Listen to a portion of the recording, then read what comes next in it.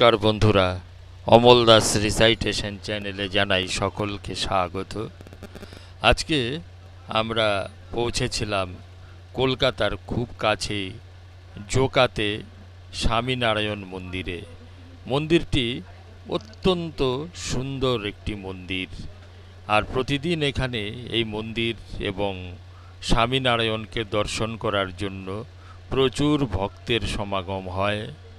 প্রচণ্ড গরমের হাত থেকে রেহাই পাওয়ার জন্য আমরা বিকেলবেলায় এই মন্দিরে পৌঁছালেও হঠাৎ আকাশ ভেঙে বৃষ্টি নামল। এর মধ্যেও আমরা যতটা পারলাম ঘুরে ঘুরে দেখলাম এই স্বামীনারায়ণ মন্দির। আর এখানে এসেছে আমাদের মতো প্রচুর দর্শনার্থী। কিছু কিছু ইনফরমেশন আপনাদের দিয়ে রাখি, যেগুলো আপনাদের খুব কাজে লাগবে। কিভাবে এই মন্দিরে যাবেন সেই প্রসঙ্গে বলি। ধর্মতলা থেকে ডায়মন্ড হারবারগামী যে কোনো বাসে পৌঁছাতে পারেন এই মন্দিরে। আর মন্দিরের কাছাকাছি রেল স্টেশন বলতে মাঝের হাট। মন্দির খোলার সময় সকাল 8টা থেকে দুপুর 12টা পর্যন্ত, আবার বিকেলবেলায় 4টে থেকে রাত 8টা পর্যন্ত।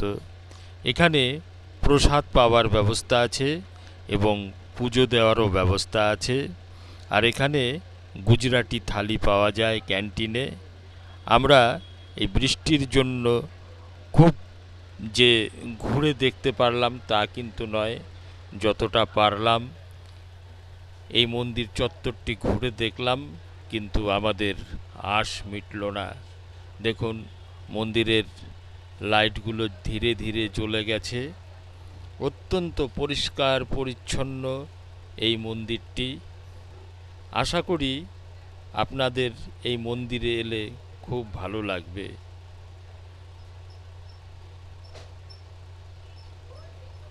অত্যন্ত সুন্দর এবং মনোরম পরিবেশ।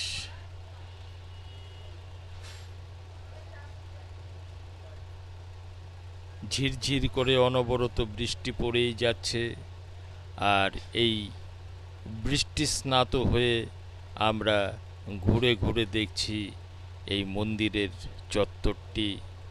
আর আরেকটি কথা বলে রাখি, আমার চ্যানেলটি যদি আপনাদের ভালো লাগে, চ্যানেলটিকে অবশ্যই সাবস্ক্রাইব করবেন এবং সঙ্গে থাকবেন। দেখছি আমরা স্বামীনারায়ণ মন্দির, কলকাতার খুব কাছেই জোকাতে এই মন্দিরটি অবস্থিত। আজকের মতো এই ভিডিওটি কিন্তু আমি এখানেই সমাপ্ত করলাম। পরে সময় হলে আবার একদিন যাবার আশা রাখলাম।